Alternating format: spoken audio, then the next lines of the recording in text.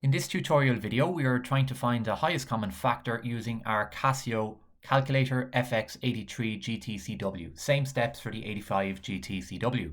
On the left here, I've done out a basic example in numeric form, and the highest common factor here is 8, the largest number that divides into 16 and 24.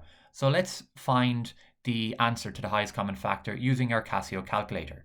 So you go to the Home tab and select Calculate by pressing OK. You then select the Catalog button. You scroll down to Numeric Calculation and press OK. You then select the first option, GCD, and click OK.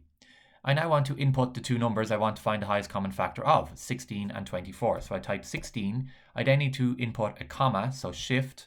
The comma is above the bracket. You now put in your 24. You need to close off the bracket again, so click on bracket symbol. You then press equals, EXE, and up comes your highest common factor on the calculator, which is 8. So that's using the Casio calculator to find the highest common factor of two numbers.